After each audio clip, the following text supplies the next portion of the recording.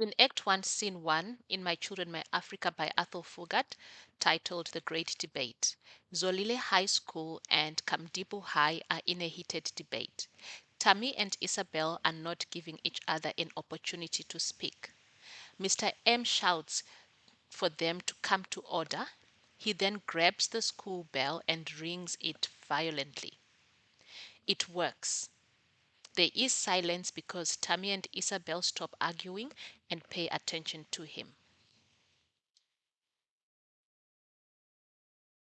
This is a type of an irony because in this scene, when he rings the school bell, Tammy and Isabel stop arguing and they are quiet and they pay attention to him.